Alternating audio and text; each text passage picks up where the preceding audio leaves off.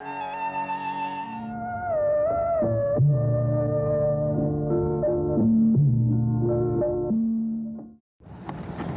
देशवासियों,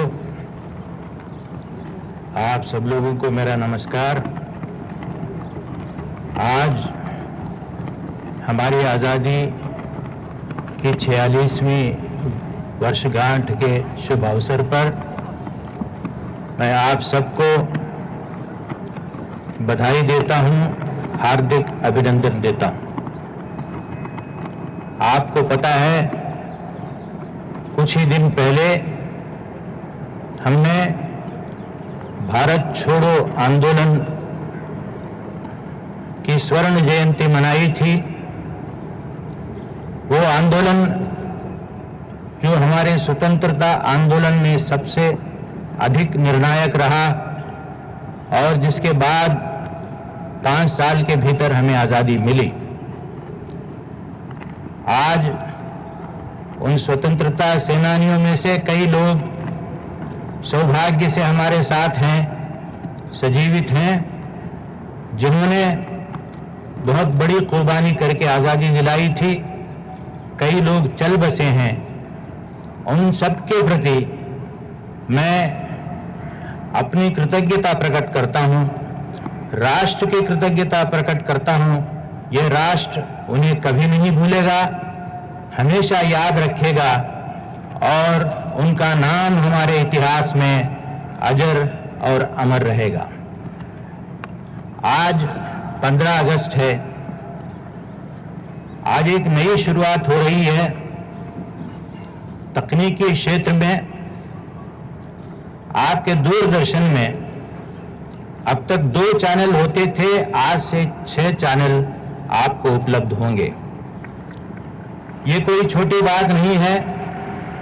ज्यादा से ज्यादा एक आध चैनल जोड़ा जा सकता था, लेकिन अंतरिक्ष में हमारे वैज्ञानिकों ने एक कमाल करके दिखाया। हमारे अपने वैज्ञानिकों के बनाए हुए, उनके डिजाइन किए हुए इनसैट 2B सैटेलाइट उपग्रह को उन्होंने ऑर्बिट में बहुत अच्छी तरह से बिठा दिया है। बहुत अच्छे ढंग से वो काम कर रहा है, जिसका नतीजा ये है कि आज से आपको 6 चैनल और रफ्ता रफ्ता और भी ज्यादा चैनल आपको उपलब्ध होंगे। ये एक छोटी सी मिसाल है, छोटा सा उदाहरण है। तकनीकी क्षेत्र में, साइंस और टेक्नोलॉजी के क्षेत्र में हमारी आत्मनिर्भरता का ये एक उदाहरण है। इस मामले में मैं एक और बात भी आपके सामने रखूं, जो हमारे राष्ट्रीय संकल्प से संबंध रखता है।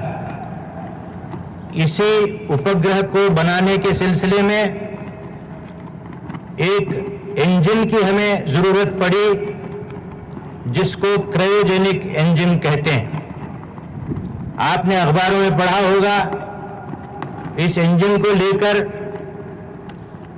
थोड़ी बहुत बातें उठी, कुछ मतभेद जैसा हुआ। इस इंजन को खरीदने में तो कोई मुश्किल नहीं है, लेकिन इसकी टेक्नोलॉजी को हासिल करने में कुछ कठिनाई आई है। इसके कई कारण हैं, जिसमें अब जाने की कोई आवश्यकता नहीं है। रशिया से ये टेक्नोलॉजी हमें मिलने वाली थी, अब कुछ एक प्रश्न चिन्ह सा लग गया है। तो हम क्या करें? अपना कार्यक्रम छोड़ दें? बिल्कुल नहीं। हमने ये तय किया है और हमारे साइंटिस्टों ने हमें आश्वासन दिया है कि 2 साल के अंदर उस टेक्नोलॉजी को यहां वो डेवलप करेंगे और इसके बाद हमें ऐसे उपग्रह छोड़ने में, बनाने में, तैयार करने में किसी प्रकार की कठिनाई नहीं होगी। 2 साल का समय उन्होंने मांगा है, तब तक हम इन इंजनों को खरीद सकते हैं और हमारा ये उपग्रह का कार्यक्रम बराबर चलता रहेगा, उसमें कोई खलल नहीं पड़ेगा।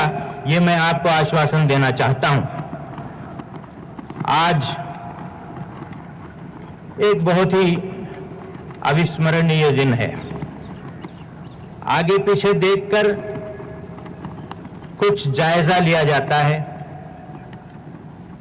कुछ विचार किया जाता है, कुछ आगे के लिए सोचा जाता है। थोड़ा हम देखें कि पिछले 2 साल में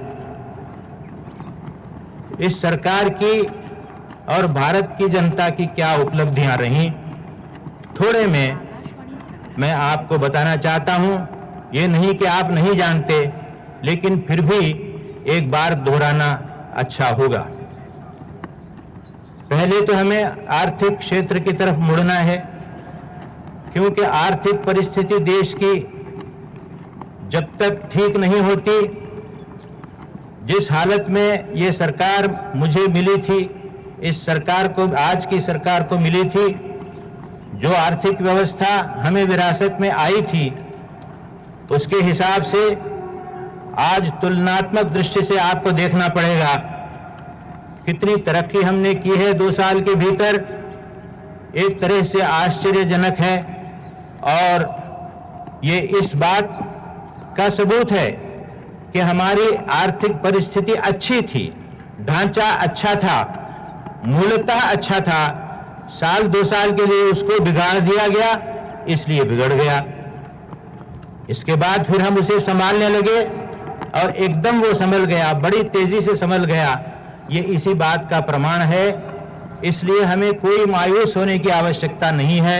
जो 40 साल तक हमारे नेताओं ने इस आर्थिक व्यवस्था को बनाया था, इसकी बुनियाद जो उन्होंने रखी थी, उसको पक्का किया था, मजबूत किया था, वो बुनियाद अभी भी पक्की है, और हम उसे न बिगाड़ें, उसमें बिगाड़ लाने की कोशिश न करें, तो आगे भी ये व्यवस्था उसी तरह से मजबूत ढंग से चल सकती है। ये जो मुद्रास्फीति के बारे में आप पढ़ रहे होंगे, 17% से घटकर आज 5 पर आई है 2 साल के भीतर, 1.5 साल के भीतर। इसका क्या मतलब है? इसका मतलब यही है कि जैसे दूसरे देशों में होता है, कुछ देशों में, कि सुबह की कीमत दोपहर को नहीं रहती, दोपहर की कीमत शाम को नहीं रहती, ऐसी हालत हमारे देश में नहीं है और नहीं रहेगी। कीमतों पर इस प्रकार काबू पा लिया गया है कि कीमतों में जो भी कमी बेशी होगी, उस पर हमेशा हमारा काबू रहेगा, वो काबू से बाहर कभी नहीं जाएगा। साल भर में आप देख लीजिए, एक छोटे से रेंज के अंदर कीमतें बढ़ती या घटती रही हैं, उसके आगे बिल्कुल नहीं गई हैं। यही हमारी आर्थिक व्यवस्था के सौष्ठव की निशानी है। आज एक और बात भी आपको सोचना है। हमें बाहर से कितना पैसा डिपॉजिट में आया। आप पूछेंगे इसकी क्या आवश्यकता है? इसकी आवश्यकता इसलिए है कि हमें विदेशी मुद्रा चाहिए, हमें मिट्टी के तेल को खरीदना है, बाहर से लाना है, आयात करना है, कई और चीजें हैं, उर्वरक है, मशीनरी है, इन सब को बाहर से लाना होगा, तो हमें विदेशी मुद्रा की आवश्यकता होगी। आज ये कहते हुए मुझे बड़ी खुशी हो रही है कि जब हमने हुकूमत संभाली, 2000 करोड़ या 2400 करोड़ विदेशी मुद्रा हमें मिली थी। 1 हफ्ते के अंदर वो खत्म हो जा रही थी। आज हमारे पास 21,000 करोड़, $7 बिलियन विदेशी मुद्रा मौजूद है। जहां कहीं से कुछ भी आपको मंगाना पड़े, आपको आज कोई परेशानी की बात नहीं है। इसलिए विदेशी मुद्रा की जो परिस्थिति है वो बहुत ही अच्छी है, संतोषजनक है, ये मैं आपसे कहना चाहता हूं। जब ये परिस्थिति होती है तो आपको आत्मविश्वास से आगे बढ़ने के लिए मौका मिलता है, और हम उसी आत्मविश्वास से आगे बढ़ रहे हैं। आर्थिक व्यवस्था में जो बढ़ोतरी होनी चाहिए, जो वृद्धि होनी चाहिए, वो भी संतोषजनक है। और ट्रेड बैलेंस जिसको कहते हैं, हम निर्यात कितना करते हैं, आयात कितना करता है, हमारे पास से कितना सामान बाहर जाता है, कितना सामान बाहर से यहाँ आता है, ये अत्यंत महत्वपूर्ण बात है। जब बहुत ज्यादा आप बाहर से मंगाएंगे तो आपकी विदेशी मुद्रा समाप्त होने को आएगी, वो खत्म हो जाएगी, फिर आपके पास नहीं रहेगी। ज्यादा आप यहां से भेजेंगे तो दोनों में बैलेंस आ जाएगा, संतुलन आ जाएगा। और ये कहते हुए मुझे बड़ी खुशी हो रही है कि पहली बार हमारी आजाद भारत के इतिहास में दोनों में संतुलन आया है। पहले हम बहुत ज्यादा मंगाते थे, वो अनबैलेंस्ड होता था, यहां से कम भेजते थे। अब दोनों बराबर बराबर आ गए हैं और पहली बार ये एक बहुत ही संतोषजनक, बहुत ही अच्छी परिस्थिति हमें मिली है। तो फिर हमारे पास जो रिजर्व्स हैं विदेशी मुद्रा के, उनको छूना भी नहीं पड़ेगा। जो हम निर्यात करेंगे उसमें आने वाले पैसे को हम आयात के लिए सर्व करेंगे और दोनों में संतुलन आ जाएगा। हमने जो भी कार्यक्रम लिए हैं अधिकांश ये गरीबों के लिए हैं। आज एक गैर जिम्मेदाराना तरीके से टिप्पणी की जाती है कि इस सरकार ने जितने कार्यक्रम बनाए हैं वो सब अमीरों के लिए हैं। ये बिल्कुल गलत है। मैं आपको आश्वासन देना चाहता हूं, आपको यकीन दिलाना चाहता हूं कि हमारे जितने कार्यक्रम हैं ये सब गरीबों के लिए हैं। जवाहर रोजगार योजना हो या और कोई योजना हो, आज ग्रामीण विकास के कार्यक्रम में इतनी बढ़ोतरी हुई है, इतनी बढ़ोतरी हमने कर दी है। और इस साल के बजट में जो हमने बढ़ोतरी की है शिक्षा के कार्यक्रम में, स्वास्थ्य के कार्यक्रम में, रूरल डेवलपमेंट के कार्यक्रम में और कई कार्यक्रमों में, जिनका फायदा सीधे सीधे हमारे गरीबों को मिलता है, देहात वालों को मिलता है, उनको देखते हुए कोई ये नहीं कह सकता कि ये कार्यक्रम अमीरों के लिए हैं। हाँ, ये जरूरी है कि यहाँ औद्योगिकरण जब होता है, पैसा आपके पास नहीं है, ये देश गरीब है और फिर हमसे पहले जो सरकारें आई थी उन्होंने इसे और गरीब बनाया। आज हमें इस बात की आवश्यकता है कि पूंजी लगाएं। पूंजी नहीं लगाएंगे तो आपका उद्योग नहीं बढ़ेगा, उद्योग नहीं बढ़ेगा, रोजगारी नहीं मिलेगी, रोजगारी नहीं मिलेगी तो भुखमरी होगी और ये देश बिखर जाएगा, टुकड़े टुकड़े हो जाएगा। तो सबसे बड़ी बात यह है कि हम अपनी आर्थिक परिस्थिति को संभालें। इसके लिए औद्योगिकरण का एक बृहत कार्यक्रम हमें लेना है और ये हम ले चुके हैं। ये कहते हुए मुझे बड़ी खुशी हो रही है कि पिछले साल कोई 8 महीने तक हमारा औद्योगिकरण का कार्यक्रम बहुत अच्छा चलता रहा, लेकिन 6 दिसंबर के बाद और मुंबई में जो बम फटे उसके संदर्भ में इसमें कुछ कमी आई, कुछ ये मंदा पड़ गया। ये होता है क्योंकि देश में जब कानून व्यवस्था या शांति को खतरा लगने लगता है, नजर आता है, तो बाहर के लोग क्यों आएंगे, चाहे वो हमारे ही भाई बंधु क्यों ना हो, वो क्यों आएंगे और अपना पैसा यहां क्यों लगाएंगे। तो इसमें एक संकोच नजर आया, सीधा साफ नजर आया कि 8 महीने का जो रिकॉर्ड था वो एकदम उसके बाद जरा ढीला पड़ गया। लेकिन अंततोगत्वा सब मिलाकर, कुल मिलाकर हमारा औद्योगिकरण का कार्यक्रम बहुत अच्छे ढंग से चल रहा है। आज छोटे बड़े सब मिलाकर इस देश में कोई 10,000 के करीब उद्योग लगने के लिए संकल्प हमारे पास आए हैं और वो लगने वाले हैं। हमने औद्योगिकरण के सिलसिले में इस बात की सावधानी ली है कि हमारे जो वर्कर हैं, जो हमारे मजदूर हैं, उनका कोई नुकसान न हो। उसके लिए हमने एक अलग फंड बनाया है, 2000 करोड़ के करीब उस फंड में पैसा है और उससे उनकी मदद की जाएगी। उन्हें बेरोजगार बनने नहीं दिया जाएगा और जब कभी उन्हें कोई ट्रेनिंग वगैरह देकर किसी दूसरे काम में लगाना होगा, इस फंड से पैसा दिया जाएगा और उनके भविष्य का, उनके कामकाज का पूरी तरह से ख्याल रखा जाएगा। अब मैं आता हूं कृषि पर।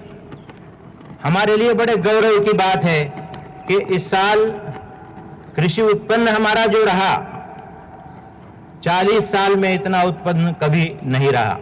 इतना उत्पादन हमने बढ़ाया और मैं आप सब लोगों की तरफ से, राष्ट्र की तरफ से, सरकार की तरफ से भारत के किसान को बधाई देना चाहता हूं, अभिनंदन उसका करना चाहता हूं। अन्नदाता तो वो है ही, लेकिन आज अन्नदाता के अलावा वो हमारा एक्सपोर्टर भी बना हुआ है। पहली बार यहाँ से जो निर्यात हो रहे हैं, कृषि उत्पन्न का निर्यात जो हो रहा है वो बहुत बड़े पैमाने पर हो सकता है और उसे और हम बढ़ाना चाहते हैं। नई नीति कृषि की जो बनी है उसमें इस पर बहुत जोर दिया गया है। ज्यादा पूंजी इसमें लगेगी, ज्यादा पैसा लगेगा। सिंचाई में बहुत ज्यादा हम पैसा लगाना चाहते हैं, क्योंकि जितना हम पैसा लगाएंगे उतना ही उत्पादन ज्यादा होगा। भारत उन इन्हें गिने 2-3 देशों में से हैं सारे विश्व में जो उत्पादन इतना कर सकते हैं कृषि के क्षेत्र में कि बाहर भी हम भेज सकें, हमारे अपने लोगों को भी खिला सकें, पिला सकें। इसलिए आत्मनिर्भरता के क्षेत्र में और सरप्लस बनाने के क्षेत्र में जो भारत को स्थान आज प्राप्त है वो बहुत कम देशों को है, 1-2 को छोड़कर। इसलिए हमें उस होड़ में जाना है, हमारे किसानों का ज्यादा से ज्यादा फायदा करना है। आज हम किसानों को पूरी तरह से मदद करने के लिए तैयार हैं, करते आए हैं। पिछले 2 साल में आपने देखा होगा किसानों को जो कीमतें हमने दी हैं, जैसे इस साल 55 रुपए का इजाफा हुआ है फी क्विंटल गेहूं की कीमत में, चने की कीमत में 100 का हुआ है, धान की कीमत में, पैडी की कीमत में कीमत 310 रुपए से 350 रुपए तक फी क्विंटल पहुंची है। कभी आपने सुना, कभी किसी किसान भाई ने सुना है कि इस तरह की बढ़ोतरी हुई? एक जमाने में 1-1, 2-2 रुपए के लाले पड़ते थे। आज हम इसलिए दे रहे हैं कि किसान का खर्चा भी बढ़ गया है। ये कोई दान नहीं दे रहे हैं, एहसान नहीं कर रहे हैं, वो हम पर एहसान कर रहा है, हम उसके साथ सहयोग कर रहे हैं। इसलिए जो वाजिबी है कीमत, उसका हिसाब करके वो वाजिबी कीमत देने में हमें कोई संकोच नहीं करना चाहिए। हमें बाहर से ये सब अनाज मंगाना पड़े तब पता चलेगा कि क्या हमारा नुकसान हो सकता है, कितना खर्चा हो सकता है और किसान हमारी कितनी बचत कर रहा है। फिर एक बार मैं उसको मुबारकबाद देना चाहता हूं। एक और कार्यक्रम है कृषि के क्षेत्र में, फसल बीमा का। ये एक कार्यक्रम चल रहा था, लेकिन उसमें बहुत नक्स थे। ये सोचा गया कि एक पायलट स्कीम हम तैयार करें जो अगले साल से लागू होगा। सारे किसान इसमें शामिल होंगे, सारी फसलें शामिल होंगी और एक एक राज्य में, एक एक जिले को हम पायलट की शक्ल में विकसित करेंगे और इस कार्यक्रम को लागू करेंगे। ये कार्यक्रम सारे देश में जब लागू हो जाएगा तो किसान को किसी प्रकार की फिक्र ही नहीं रहेगी कि इसकी फसलों का क्या होगा, बारिश से क्या होगा, ओले बरसेंगे क्या होगा, सूखा पड़ेगा क्या होगा। इस फिक्र में किसान को परेशान होने की कोई आवश्यकता नहीं रहेगी। ये बीमा का अगर कार्यक्रम अच्छी तरह से चल पड़ा। फर्टिलाइजर के सिलसिले में आप जानते हैं किसानों को हमने बहुत कुछ उनकी मदद की है। 1000 रुपया फी टन उनको हम असिस्टेंस दे रहे हैं और इस साल डीएपी वगैरह को बाहर से मंगाने में हमने बड़ी फुर्ती से काम लिया, बड़ी तेजी से काम लिया है, क्योंकि बाहर से आने वाला फर्टिलाइजर हमें सस्ते दामों में मिला है। यहाँ बनने वाले फर्टिलाइजर से उसके मुकाबले में बाहर से आने वाला बहुत ही कम दामों में 2-2, 2,500 हजार तफावत रहा है दोनों कीमतों में। इसलिए हमने सारे साल के लिए, सारी फसलों के लिए आने वाले हमने बाहर से मंगा रखा है। आज मैं किसान भाइयों को आश्वासन दिलाना चाहता हूं कि आपको इस उर्वरक के सिलसिले में साल भर तक तो बिल्कुल बेफिक्री हो गई है। आप बिल्कुल फिक्र न करें, आपके पास जितना चाहिए, आपको जितना चाहिए वो हमारे ही देश में मौजूद है। उधर जो फैक्ट्रियां बनी हैं हमारी, वो अनवाइबल होने लगी, उनकी कीमत ज़रा ज़्यादा होने लगी तो हमने उनको और भी कई सुविधाएं दी और उनको वायबल बनाया और वो भी आज उत्पादन में लगी हुई हैं। अब मैं ग्रामीण विकास के संदर्भ में एक दो बातें आपसे कहना चाहूँगा। ग्रामीण विकास पर 30,000 करोड़ रुपए की बात आपने सुन ली है और ये सारा रुपया कई ऐसे कार्यक्रमों में जा रहा है जो ग्रामीण जनता को सीधे सीधे फायदा पहुंचाता है। ये शहर से होते हुए नहीं जाता, सीधे सीधे फायदा ग्रामीण जनता को इससे पहुंचता है। आपको याद होगा पिछले साल मैंने एक कार्यक्रम की घोषणा की थी।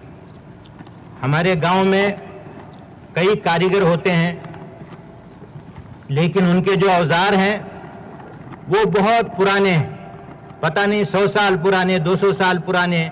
उन्हीं औजार से वो काम करते हैं, उनकी उत्पादकता बहुत सीमित होती है।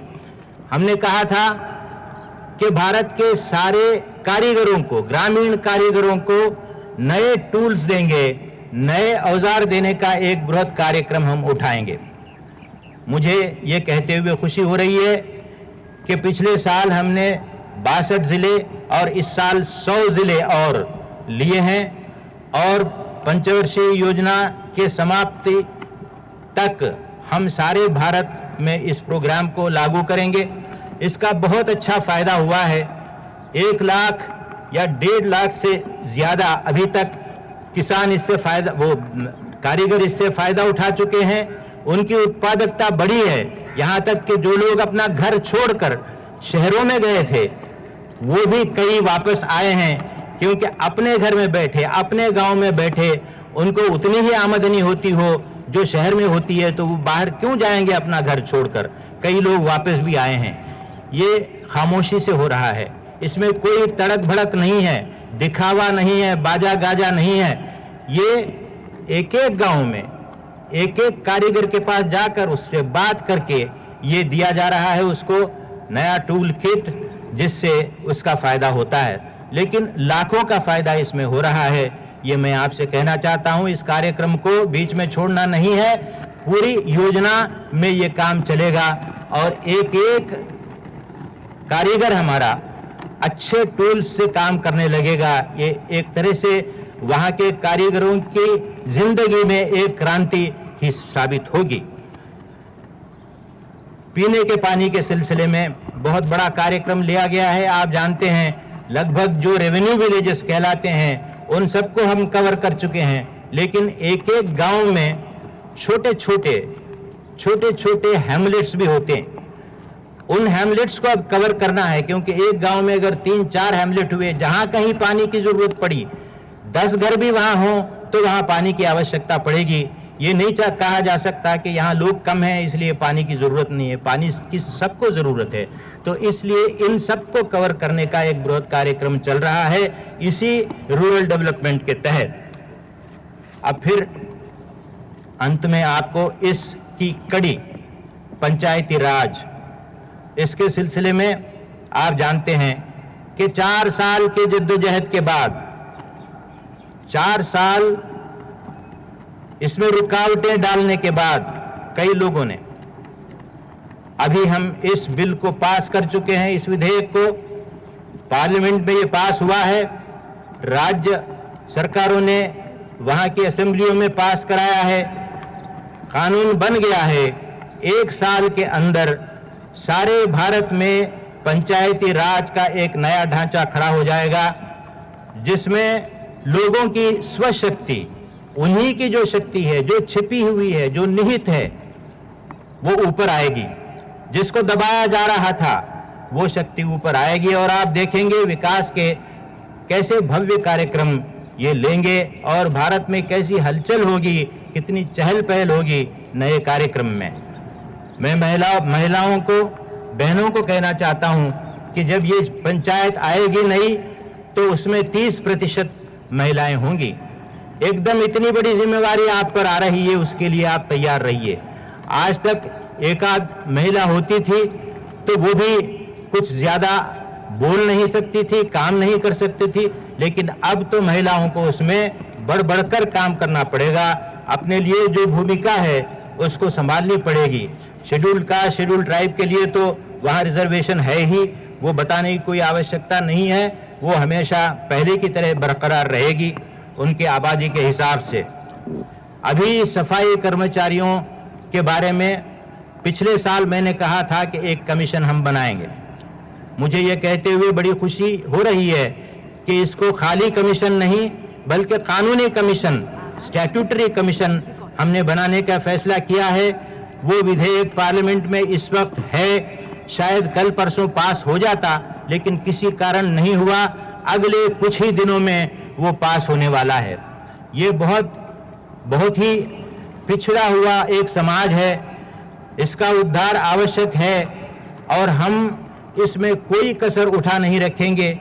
आज जो हमारे शहरों में, छोटे छोटे कस्बों में एक पेशा चल रहा है मल को उठाने का, उस पेशे को हम समाप्त करना चाहते हैं। इस साल इस कार्यक्रम के लिए हमने 111 करोड़ रुपए का प्रोविजन किया है, आगे भी करेंगे और इस पेशे को समाप्त करके इनके लिए कोई और पेशा अच्छा सा देने की पूरी तरह से कोशिश करेंगे। ये स्कीम चल रहा है और मुझे उम्मीद है कि कुछ सालों में ये पूरा हो जाएगा। जब ये कमीशन बनेगा तो इनके सारे जो भी हालात हैं, जो भी उनके प्रॉब्लम्स हैं, उन पर वो गौर करेगा कमीशन और उसके उपाय ढूंढेगा। और मैं आपको ये भी यकीन दिलाना चाहता हूं इन भाइयों को, बहनों को, कि कमीशन जो भी कहेगा उसको पूरा समर्थन सरकार का प्राप्त रहेगा। National backward class financial development corporation ये जो बना है, इसके बारे में आपको जानकारी है ही। इसने बहुत अच्छा काम किया है। एक साल के अंदर कोई 25,000 लोगों को इन्होंने लोन्स दिए हैं, कर्जे दिए हैं और उनकी आजीविका का प्रबंध हो गया है। इसी तरह से और हजारों लाखों की तादाद में आगे इससे लाभान्वित होंगे। ये बहुत ही अच्छी संस्था बनी है, ये मैं आपको बताना चाहता हूँ। इसके बाद मैं हमारे बुनकर भाइयों से कहना चाहता हूँ कि पहली बार आपके जीवन में एक परिवर्तन आने वाला है। इससे पहले जितनी योजनाएं ग्राम में होती थी, गांव में होती थी, उनसे इनका कोई संबंध नहीं रहता था। आज पहली बार हमने ये किया है कि IRDP, जवाहर रोजगार योजना, इंदिरा आवास योजना, सभी योजनाएं में जितनी चल रही हैं ग्रामीण प्रांतों में, उनमें भागीदार बना दिया है हमारे बुनकर भाइयों को। उनको लोन्स मिलेंगे, वर्कशीट्स मिलेंगे, इन सभी कामों के लिए वर्किंग कैपिटल उनको मिलेगा। इन सभी कार्यों के लिए उनको पैसा जुटाया जाएगा और इसीलिए हमने कोई 525 करोड़ रुपए केवल हमारे बुनकर भाइयों के लिए अलग रख छोड़ा है। अब उनके लिए एक नया कार्यक्रम और नए जीवन की तरफ वो बढ़ेंगे, एक नई आशा उनके लिए बंध गई है। ये मैं आपको बताना चाहता हूं, उनको बधाई देना चाहता हूं। उनसे ये कहूंगा कि इन सारी सुविधाओं का वो पूरी तरह से फायदा उठाएं। इस बीच में कई प्रांतों में सूखा पड़ा, कई प्रांतों में बाढ़ आई, यहां तक कि एक ही राज्य में एक तरफ सूखा, दूसरी तरफ बाढ़। ऐसी हालत हो गई कुदरत की कि इस साल कुछ ज्यादा ही हुआ। मैं स्वयं गया जहां तक हो सकता था इन राज्यों में और जितनी मदद हमसे हो सकती थी वक्त पर हमने की। मैं आपको बताना चाहूंगा कि जो भी मदद मिली है उससे राहत लोगों को पहुंची है और पहुंच रही है। लेकिन जहां तक के बाढ़ का सवाल है, ये केवल हर साल बाढ़ आती है, चली जाती है, थोड़ी बहुत हम मदद देते हैं, फिर लोग भूल जाते हैं अगले बाढ़ तक। ये कुछ ठीक नहीं लग रहा है। हमें इस बात का उपाय करना है कि इन बाढ़ों को हमेशा के लिए रोकने के उपाय हम सोचें। इसका हम पूरी तरह से उसकी छानबीन करेंगे।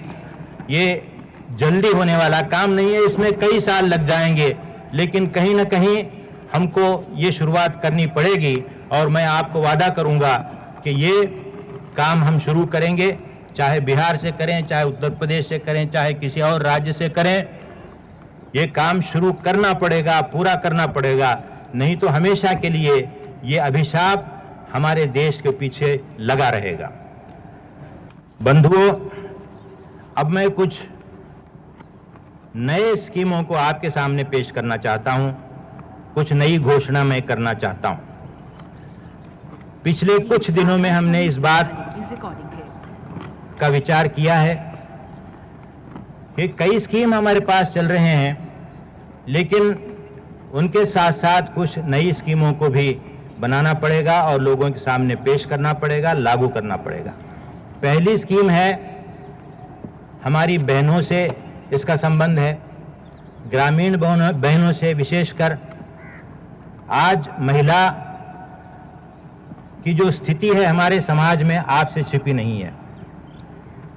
आज इस स्थिति को सुधारने की आवश्यकता है और हम समझते हैं, कई लोगों का यह कहना है कि जब तक कि महिला को एक प्रकार से आत्मनिर्भरता नहीं मिलती,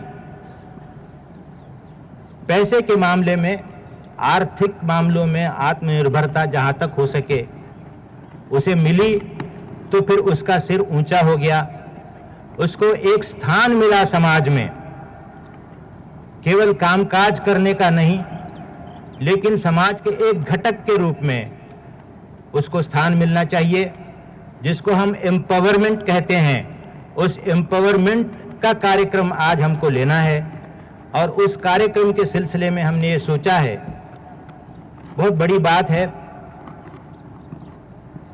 ऐसा लगता है कि इसमें बहुत समय लगेगा, लेकिन होना ये है कि एक एक जो महिला, बालिग महिला इस देश में है, उसका एक खाता खुले, डाकखाने में खुले, बैंक में खुले, जहां कहीं खोला जा सकता है खुले, ताकि समाज में एक अकाउंट होल्डर का रुतबा उसको मिल जाए। अपना पैसा, चाहे 100 रुपए सही, 50 रुपए सही, 30 रुपए सही, अपना पैसा जो अपने हिसाब से अपने अकाउंट में डालकर वहां से लेना और उसमें देना, ये जो आज़ादी सब लोगों को होती है, महिलाओं को भी होनी चाहिए। इसलिए हमने सरकार की तरफ से 1000 करोड़ खर्चा जिस पर होने वाला है, इस स्कीम को लिया है। हमने कहा है कि जो महिला 1 साल के भीतर 300 रुपया जमा कराएगी अपने खाते में, एक खाता खोलेगी, करीब तरीन जो भी पोस्ट ऑफिस है वहां के सेविंग्स अकाउंट में एक खाता खोलेगी, तो सरकार उसको 75 रुपए देगी और 1 साल के बाद 375 रुपए उसको मिल जाएंगे, पूरे उसके होंगे, ये सारा पैसा उसी का होगा। हम उसके पास से कुछ नहीं लेना चाहते, 75 रुपए और देना चाहते हैं। इसमें सरकार का घाटा तो हो रहा है, लेकिन मैं ये मानता हूं कि जो आत्मविश्वास महिलाओं में आएगा उसकी कोई कीमत नहीं है, उसका कोई मोल नहीं लगा सकता, वो अनमोल चीज है। और जब उन पर बड़ी बड़ी जिम्मेवारियां पंचायतों की वगैरह आने वाली हैं, तो कम से कम अकाउंट क्या होता है, खाता क्या होता है। आज ग्रामीण समाज में कितनी महिलाएं हैं जिनके अपने अपने खाते अलग अलग मौजूद हैं, आप अंदाजा कीजिए, शायद बहुत कम, बहुत ही कम। कल को करोड़ों खाते इस प्रकार के खुलेंगे, तो एक क्रांति जैसी हो जाएगी हमारी महिला जगत में। और मैं ये चाहता हूं कि इस कार्यक्रम को हम चलाएं। कई स्वैच्छिक संस्थाएं हैं, महिला मंडल हैं, गांव गांव में काम कर रही हैं। मैं उनसे अपील करूंगा कि ये जो कार्यक्रम है, काफी पैसा खर्च करके सरकार ने इसको लागू करने का तय किया है। आप इस कार्यक्रम को ठीक ढंग से चलाने में हमारी महिलाओं की मदद कीजिए। साल भर आप मदद करेंगी तो फिर इसके बाद हमारी महिला समझ जाएगी, बहन समझ जाएगी क्या करना है, फिर आपसे पूछने के लिए नहीं आएगी। ये कार्यक्रम जरूर करना है हमें, क्योंकि ये एक नई मानसिकता को उत्पन्न करता है, इसे अवश्य करना होगा। दूसरा है, महाराष्ट्र और कर्नाटक आदि 2-3 राज्यों में एक कार्यक्रम चल रहा है रोजगार का। हमारा सारा कार्यक्रम रोजगार पर निर्भर है और इस रोजगार का जो कार्यक्रम है उसमें हमें देखना पड़ेगा कि कितना ज़्यादा से ज़्यादा रोजगार हम मुहैया कर सकते हैं। ग्रामीण क्षेत्रों में खेती के समय रोजगार मिल जाता है, काम मिल जाता है, लेकिन हर साल कम से कम 100 दिन ऐसे होते हैं, 90 दिन 100 दिन ऐसे होते हैं जिसको लीन सीजन कहते हैं। कोई खेती का ज़्यादा काम नहीं होता, लोग बेकार बैठे रहते हैं। हमने ये तय किया है कि इन 100 दिनों के लिए हम काम मुहैया करेंगे, गारंटी नहीं सही एश्योर्ड रूप में हम उसको आश्वासन देंगे कि जो काम करने तैयार है उसको काम मिलेगा, जैसे महाराष्ट्र में और कर्नाटक में आज किया जा रहा है। सारे देश में हम इसे चलाना चाहते हैं। अब आप देखिए इसमें कितना खर्च हो सकता है और कितना फायदा भी हो सकता है। वहाँ जवाहर रोजगार योजना चल रही है और योजनाएं चल रही हैं, लेकिन जो बेकार हैं उनको अनिवार्य ढंग से ये काम मिले, ये इसकी असली चीज है, असली बात है। और इस तरह से इस कार्यक्रम को हम संगठित करना चाहते हैं और ये होगा उन 1700 ब्लॉकों में पहली बार, जिसकी घोषणा मैंने पिछले साल की थी, जहां गरीब से गरीब लोग रहते हैं, जो पहाड़ी इलाके हैं, जो रेगिस्तानी इलाके हैं, जो आदिवासी इलाके हैं, ऐसे 1700 ब्लॉक चुने गए हैं। आप जानते हैं उन्हीं ब्लॉकों में ये काम शुरू होगा, क्योंकि उन्हीं ब्लॉकों में बेकारी होती है, पेट भर खाने को नहीं मिलता कई लोगों को। वहीं इस कार्यक्रम की शुरुआत हम करना चाहते हैं, फिर इसको देश भर आगे फैलाएंगे, बढ़ाएंगे।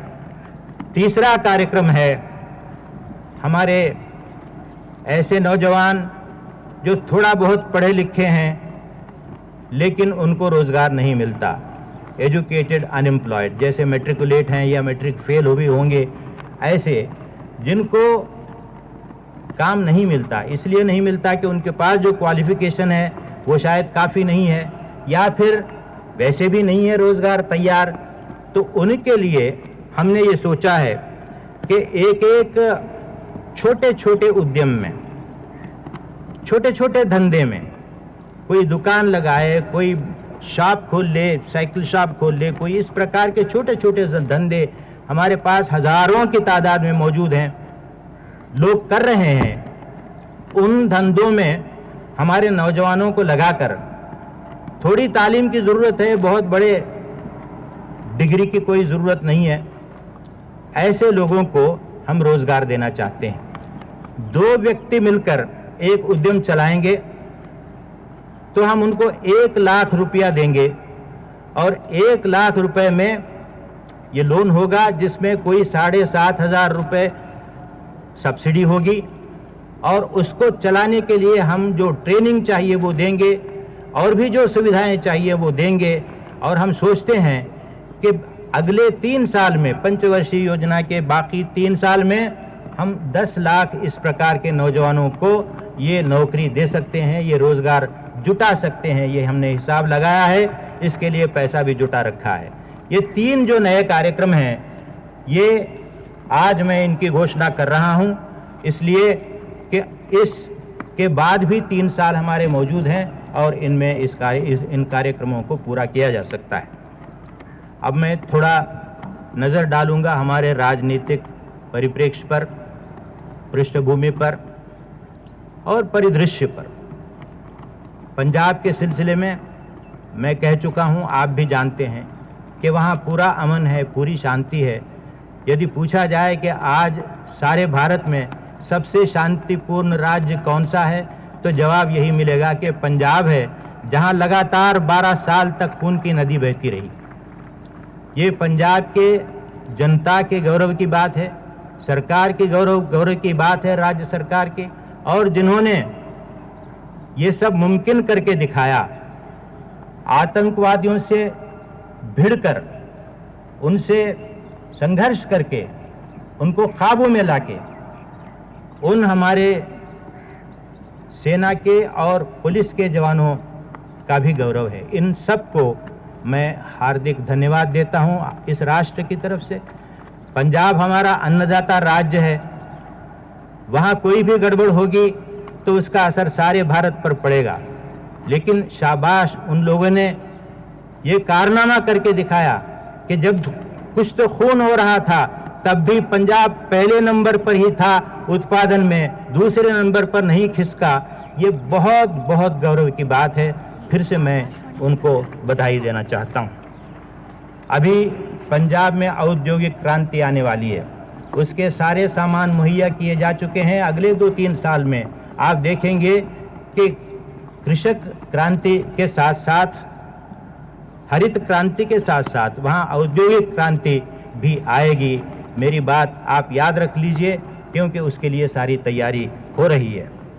कश्मीर में परिस्थिति अभी भी सुधरी नहीं है, थोड़ी बहुत सुधरी है, लेकिन हमें और बहुत कुछ करना है, क्योंकि वहां जो प्रेरणा आती है, जो पैसा आता है, जो हथियार आते हैं, जो लोग आते हैं ट्रेनिंग पाकर, वो तो पाकिस्तान से आते हैं, वो वहां का नहीं है, बाहर से आते हैं। वहां के लोग आतंकवाद के खिलाफ हैं, मैं बिल्कुल यकीन के साथ ये कह सकता हूं। लेकिन जब उनके सामने बंदूक आ जाती है तो अपनी जान किसको अजीज नहीं होती।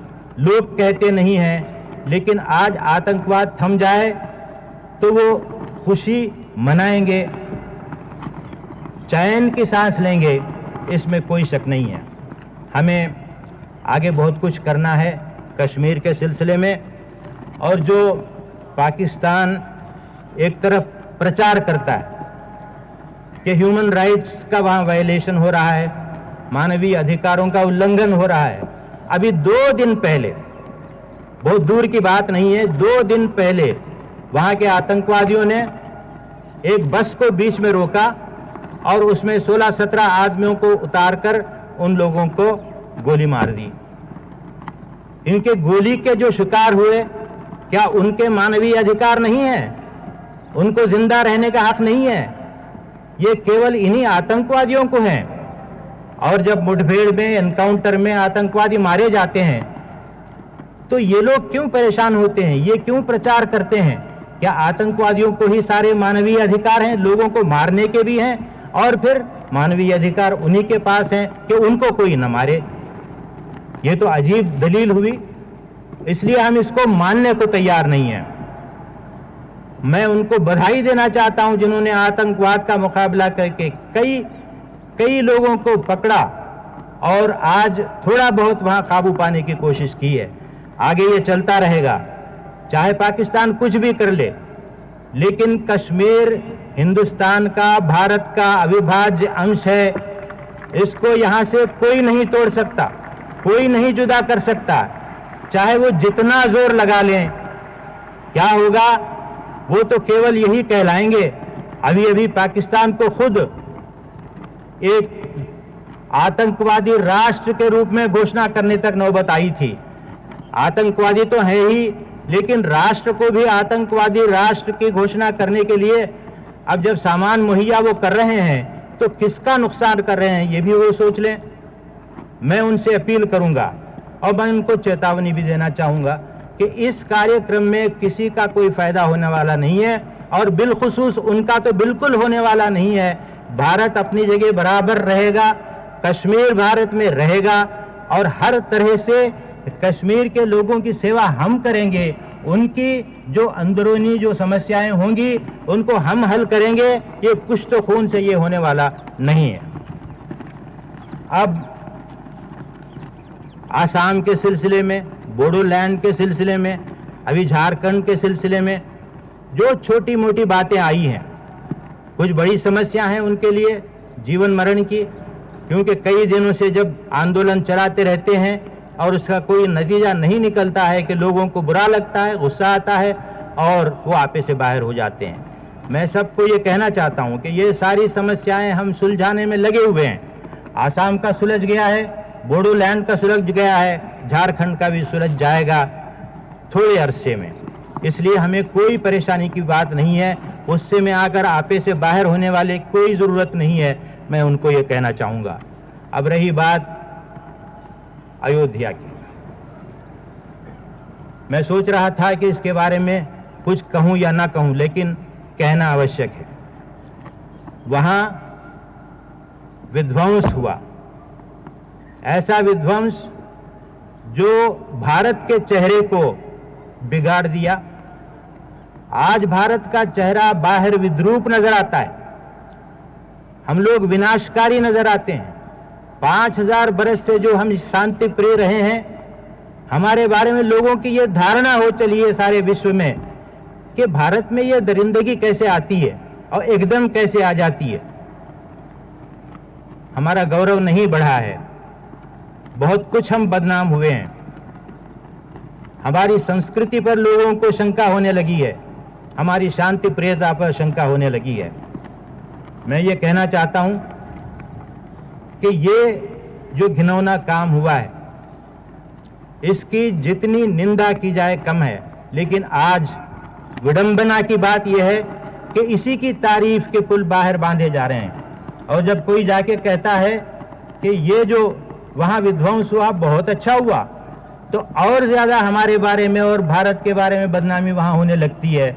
ये मैं आपको बताना चाहता हूं, ये अच्छी बात नहीं थी, अच्छी बात आज भी नहीं है। थोड़े ही अरसे में किसने किया, किसने कराया, दूध का दूध, पानी का पानी आपके सामने आ जाएगा।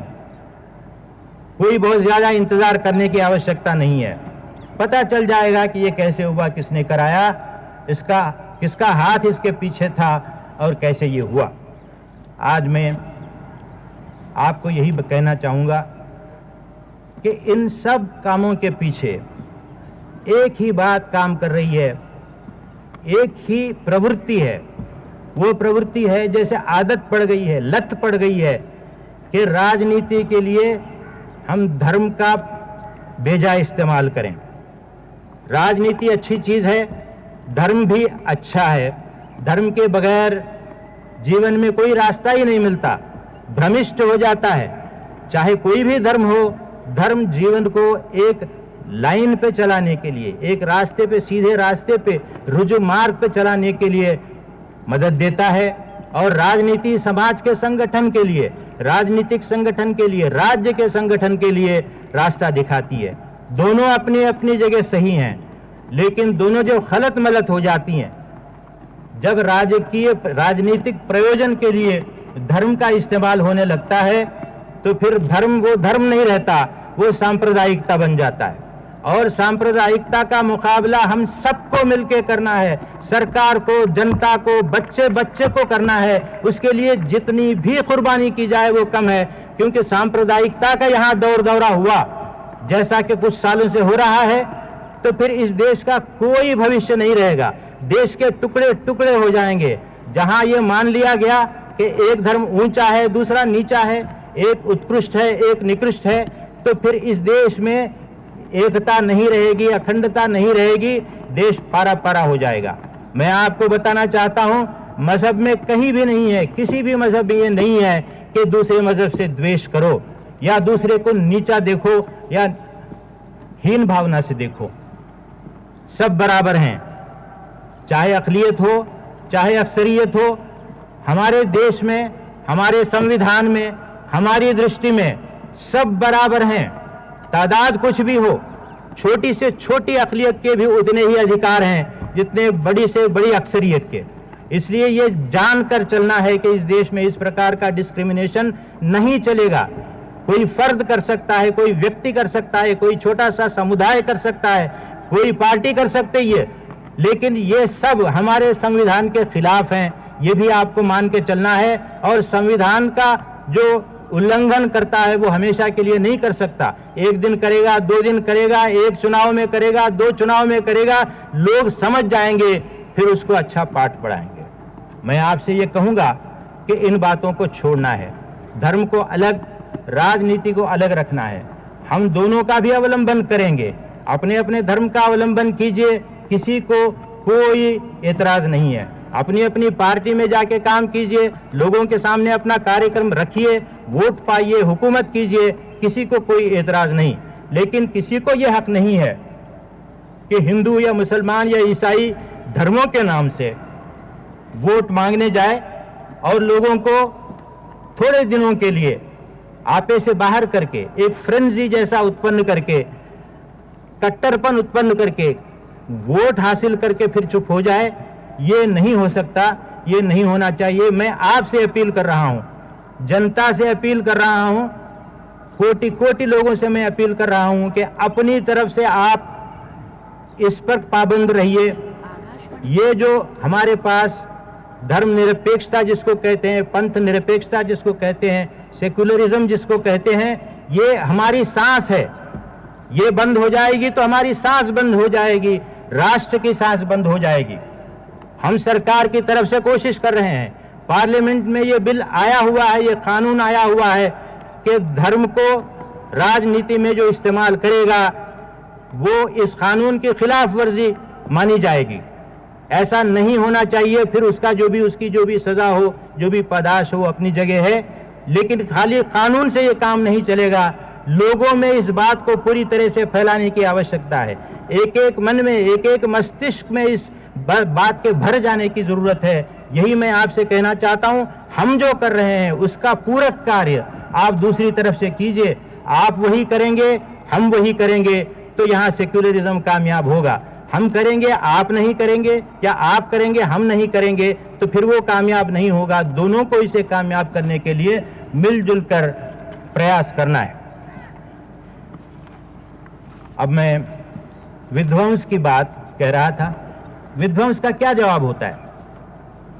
विध्वंस का क्या जवाब होता है? विध्वंस का जवाब प्रतिविध्वंस तो नहीं होता। किसी ने कुछ ढा दिया, दूसरे ने दूसरा जाके ढा दिया, इससे तो काम नहीं बनेगा। विध्वंस का सही जवाब, एकमात्र जवाब है निर्माण। जो विध्वंस हुआ है उसे निर्माण करना होगा, पुनर्निर्माण। दुनिया में पिछली जंग में पता नहीं कितने शहर विध्वंस हो गए, सैकड़ों शहर चले गए। लंदन में आग लगी, आधा लंदन विध्वंस हो गया, ध्वस्त हो गया, लेकिन उसके सामने कोई घुटना नहीं टेका। हम भी ये चाहते हैं कि जैसे वहां हुआ, जंग अजीम के बाद एक एक इमारत को फिर से बनाया गया, एक एक शहर का फिर से पुनर्निर्माण हुआ, पूरे आधे लंदन का फिर से पुनर्निर्माण हुआ, पहले से भी बहुत अच्छे ढंग से हुआ। आज हम ये चाहते हैं कि इस विध्वंसकारी शक्तियों के सामने और अयोध्या के विध्वंस के सामने विशेषकर हम घुटने नहीं टेकेंगे, हम हार नहीं मानेंगे और विध्वंस का जवाब हम पुनर्निर्माण से देंगे। ये मैं आपको आश्वासन ही नहीं बल्कि आह्वान देना चाहता हूं कि आप और हम मिलकर ये काम करेंगे तो फिर अयोध्या का वो इतिहास का वो भाग जो एक दो दिन में आया और चला गया, लेकिन लोगों के मन में एक दाग जैसे छोड़ गया, वो दाग समाप्त हो जाएगा।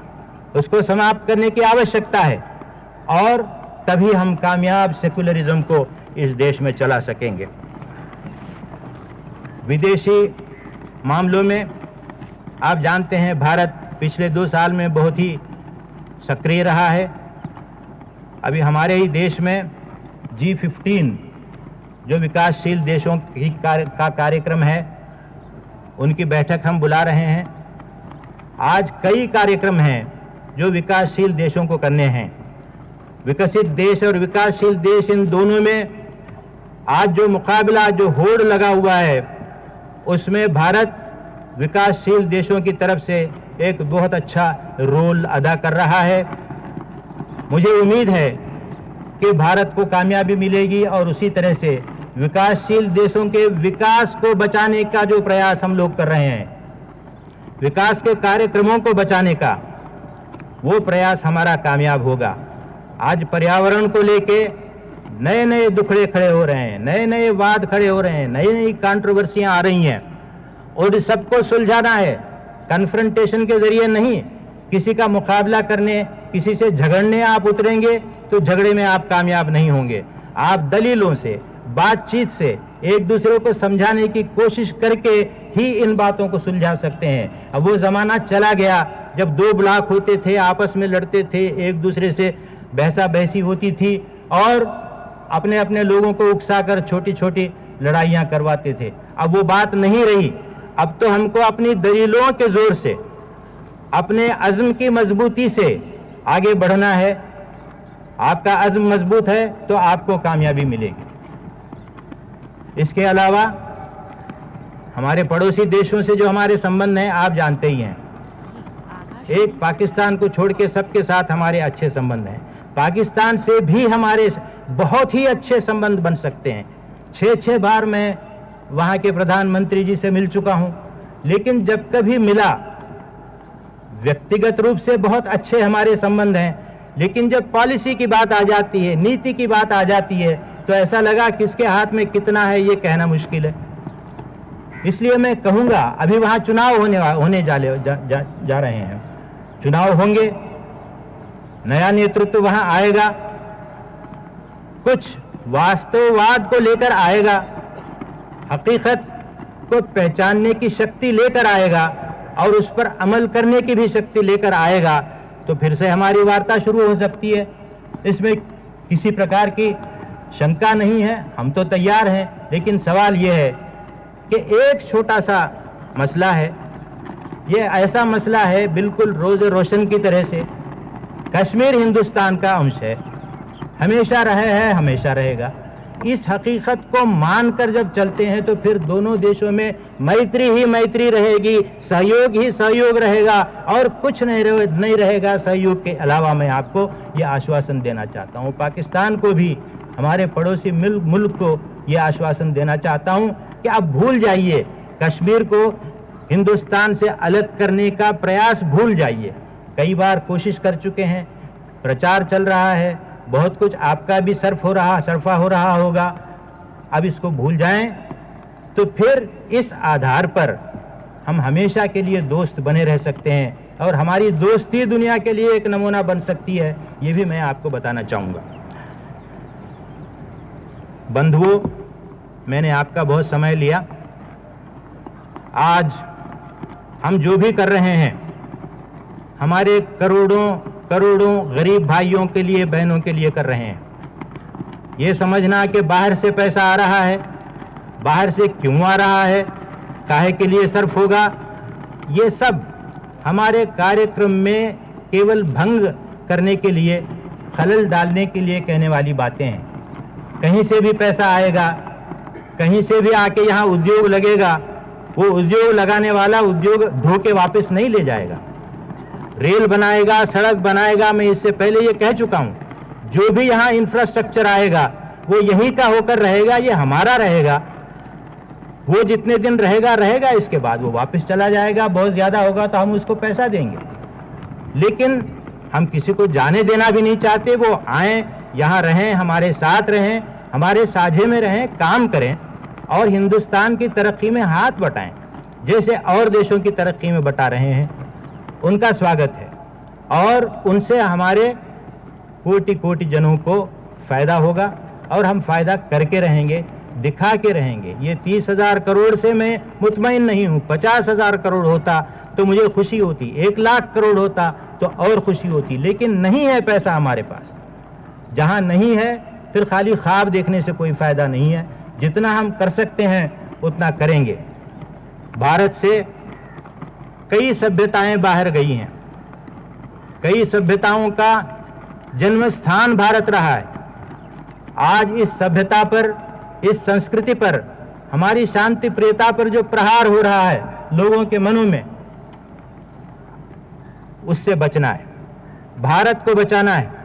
इसकी बड़ी आवश्यकता है, नहीं तो फिर हमारा लौकिक, हमारी छवि, हमारी प्रतिमा एक बार बिगड़ जाएगी तो इसको बनाना बहुत मुश्किल होगा, बहुत मुश्किल होगा।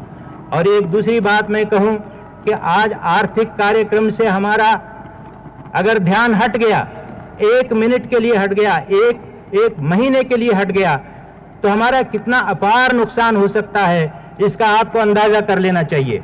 मुंबई में बम फटे, हमारी फाइनेंस मिनिस्ट्री कहती है कि 1 महीने के अंदर या 2 महीने के अंदर हमारा कम से कम 10,000 करोड़ का नुकसान हुआ। 2 महीने में 10,000 करोड़ का नुकसान हो सकता है केवल इसलिए कि किसी पागल ने कहीं बम फोड़ दिया। तो इसका क्या मतलब है? इतने बड़े देश को खाली 2-4 बमों से एकदम हम पूरी तरह से तहस नहस कर देंगे, यहाँ की आर्थिक व्यवस्था को गुल कर देंगे? ये कैसे होगा? इसको नहीं होने देना है। चाहे जितने बम फटें, हम नहीं चाहते कि बम फटें, जहां भी होगा उसका इंसदाद होगा, सजा मिलेगी। जो उसमें मुलव्विस होगा उसको सजा मिलेगी, मैं आपको आश्वासन देता हूं। लेकिन बफर्ज महाल कहीं इस प्रकार की वारदातें हो भी तो हमारा क्यों ध्यान दूसरी तरफ बटे? हम तो एक ही तरफ जाना चाहते हैं, आर्थिक प्रगति की तरफ। काफी पीछे पड़ गए हैं, हमारे से छोटे छोटे लोग हमसे आगे चले गए हैं। और भी 2-3 साल तक इसी तरह से ये हिंदू मुस्लिम के झगड़ों में, जात पात के झगड़ों में और राजनीति और धर्म के झगड़ों में हम यहाँ फंसे रहे और अपने विकास की तरफ, अपनी तरक्की की तरफ ध्यान नहीं दिया, तो अब मान लीजिए कि हमारा शून्य रहेगा भविष्य। ये चेतावनी हमें सारी दुनिया दे रही है, हमारी अक्ल सलीम हमें ये चेतावनी दे रही है। हम इसे सुनेंगे या नहीं सुनेंगे ये हमारे हाथ में है। हमें सुनना चाहिए। जैसे किसी उपनिषद में है, एक नटी है, नाच रही है, खुद नाच रही है, एक तरफ बाजा बज रहा है, गाना हो रहा है, लेकिन अपने सिर पर एक घड़ा रखे नाच रही है। घड़ा नीचे नहीं गिरने देगी, नाचेगी जरूर, उसका सारा शरीर नाचेगा, लेकिन घड़ा जो रखा हुआ है उसके सिर पर, मौलिस्थ कुंभ परिरक्षण धीर नटीव। ऐसा हमारा रवैया होना चाहिए। चाहे हम कितनी ही मुसीबतों में फंस जाएं, कोई भी दूसरे कार्यक्रम हम करने लगे, लेकिन हमारे सिर पे जो घड़ा है विकास का, तरक्की का, आगे बढ़ने का, आर्थिक कार्यक्रम का जो घड़ा है, वो घड़ा कभी नीचे न उतरे, नीचे न गिर जाए, इसकी पूरी सावधानी हमको लेना है। ये मैं आपसे कहना चाहता हूं। इतनी सावधानी हम लेके चलेंगे तो फिर इस देश के लिए कोई परेशानी की बात नहीं होगी। ये देश सारे देशों में अपने हिसाब से अपना स्थान, जो भी योग्य स्थान है, वो ले चुका है और उस स्थान को बराबर आगे बढ़ाएगा, उसको और इम्प्रूव करने की कोशिश करेगा। कई अवसर हैं हमारे सामने। कल को सिक्योरिटी काउंसिल में कुछ बढ़ोतरी हो रही है। संयुक्त राष्ट्र के जो कार्यक्रम हैं उनमें हमें बहुत आगे बढ़ के काम लेना है। हमेशा हम वहां काम करते आए हैं। जहां कहीं कोई झगड़े की बात हुई तो भारत की तरफ सब लोग देखते हैं, क्योंकि हम झगड़ा बढ़ाना नहीं चाहते, बढ़ाने वालों में से नहीं है, घटाने वालों में से, शांति करने वालों में से होते हैं, शांति प्रिय हैं खुद भी। इसलिए हमारा एक वहां महत्व है, एक स्थान है, उसे बनाए रखना है।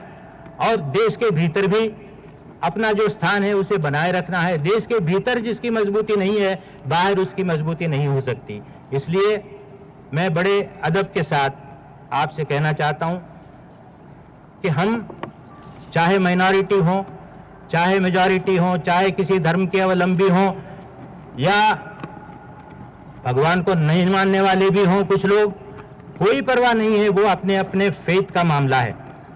माइनॉरिटीज के सिलसिले में मैं कह चुका हूं कि कोई डिस्क्रिमिनेशन यहां नहीं होगा। माइनॉरिटी ये केवल तादाद के हिसाब से हैं, लेकिन नागरिकता के हिसाब से रत्ती भर भी किसी से वो कम नहीं समझे जाएंगे। सबका बराबर का अधिकार रहेगा, ये मैं आपसे कहना चाहता हूं। और ये भी है कि उनको आज जानो माल का खौफ लगा हुआ है। अभी जो दंगे हुए उसके बाद ये खौफ ज्यादा हो गया। उसके लिए मैं आपको बताना चाहूंगा कि ये जो लॉ एंड ऑर्डर को कायम रखने वाले जो दस्ते हैं हमारे पुलिस के, उनमें हमने एक रैपिड एक्शन फोर्स की तश्कील दी है। 5 बटालियन बन चुके हैं और 5 बटालियन आज ट्रेनिंग में हैं। हम चाहते हैं कि इनकी तादाद बढ़ाएं, ताकि ये मिला जुला जो फोर्स होता है, जहां कहीं दंगा होगा उसको फौरन काबू में लाने के लिए वहां चल पड़ेगा और उसमें कामयाब होगा। वो मामूली जो पुलिस है, शायद उससे ज्यादा उसको ट्रेनिंग मिलेगी। खास तौर से उसको ट्रेनिंग दी गई है और दी जाएगी। और एक रैपिड एक्शन फोर्स का कार्यक्रम मैं आपको ये बताऊंगा पूरे यकीन के साथ कि ये खाली आधा करके छोड़ना नहीं है, इसलिए इसको आगे बढ़ाना है। राजीव जी के ज़माने में ये हुआ था, इंदिरा जी के ज़माने में भी ये सोचा गया था, लेकिन अब उसको कार्यान्वित करते हुए मुझे गर्व हो रहा है कि उन कार्यक्रमों को हम आगे बढ़ा रहे हैं और रिलेंटलेसली लगातार उसको आगे बढ़ाते जाएंगे। अभी national minorities finance and development corporation with an authorised capital of 500 crore 500 crore की अधिकृत पूंजी से हमने ये कॉरपोरेशन बनाया है। अभी अभी 1-2 दिन पहले ही इसका फैसला हुआ है। पहले सोचा जा रहा था कि कानून के रूप से ये सही होगा नहीं होगा, लेकिन अब हम इस नतीजे पे पहुंचे हैं कि ये बिल्कुल सही है, इसमें कोई गलती नहीं है और हमें इसको करके दिखाना है, हम इसको करके दिखाएंगे। एक तरफ जान माल की हिफाजत के लिए जो भी करना है वो करेंगे, दूसरी तरफ आर्थिक उन्नति के लिए जो करना है वो भी करेंगे। और माइनॉरिटी कमीशन को स्टैट्यूटरी पावर तो दिया ही जा चुका है, वो आज एक कानूनी कमीशन है और जो भी उसकी सिफारिशें होंगी उनको हम जहां तक हो सके उनको कबूल करेंगे। ये मैं आपसे कहना चाहता हूं। मौलाना आज़ाद एजुकेशन फाउंडेशन के जरिए से तालीम का जो भी इंतज़ाम है उसमें और ज़्यादा बढ़ोतरी होगी, उसको और ज़्यादा हम पैसा देंगे, उसकी इमदाद करेंगे और उस संस्था को, उस फाउंडेशन को इस काबिल बनाएंगे कि ज़्यादा से ज़्यादा सेवा करे शिक्षा के क्षेत्र में। वक्फ एक्ट के सिलसिले में भी मैं आपको बताऊं, नया कानून बनने वाला है या पुराने कानून में कई तरमीमात होने वाली हैं जिससे वक्फ प्रॉपर्टीज़ की जो अफरा तफरी आज हो रही है उसकी रोकथाम की जा सके। और कई ऐसे कार्यक्रम हैं, 15 नुकाती कार्यक्रम वगैरह, वो सब बताने के लिए अब समय नहीं है, लेकिन मैं आपको बताना चाहता हूँ कि चाहे अक़लियत हो चाहे अक्सरियत हो, सबको मिलकर रहना है। यहाँ से कोई जाने वाला नहीं है, सब यहीं डटे रहेंगे और उनको डटे रहना है, ये मैं आपसे कहना चाहूँ। इसलिए आज ये जो हम संदेश बाहर भेज रहे हैं, ये जो हमारा स्थान सारे विश्व में बना हुआ है, देश के भीतर हमारा जो कारनामा है, इन सबको संजोए रखना है, इन सबको आगे बढ़ाना है। इसके लिए आप सब लोगों को एक नई जिम्मेवारी, एक नई दिशा की तरफ आगे बढ़ने की शक्ति भगवान दे और हम उस शक्ति को लेकर आगे बढ़ें, यही मैं आपसे कहना चाहूँगा। अब महात्मा जी से शुरू करके राजीव जी तक, महात्मा गांधी से शुरू करके राजीव गांधी तक बहुत कुछ हमारे नेताओं ने इस देश को रास्ता दिखाया। उस रास्ते पर हमें चलते हुए ये कहना है दुनिया से कि हमारे कदम कभी डगमगाएंगे नहीं, हम रास्ते के मार्ग पर चलेंगे और हमारा उद्धार भी होगा और देश के उद्धार में, मानव जाति के उद्धार में जो भी हमारी जिम्मेवारी होगी वो हम पूरी करेंगे। इसी संकल्प के साथ, इसी इरादे के साथ आज 15 अगस्त को फिर से हम यहाँ एकत्र हुए हैं। सारे देश में लोग मेरी बात सुन रहे हैं। आप सब लोगों को फिर से एक बार बधाई देते हुए, आपका धन्यवाद करते हुए, आने वाला साल आप सबके लिए शुभमय हो, मंगलमय हो, यही मेरी शुभकामनाएं देते हुए मैं आपसे रुखसत चाहता हूं। धन्यवाद। अब आप मेरे साथ 3 बार जय हिंद का नारा लगाएंगे। जय हिंद, और जोर से जय हिंद, जय हिंद।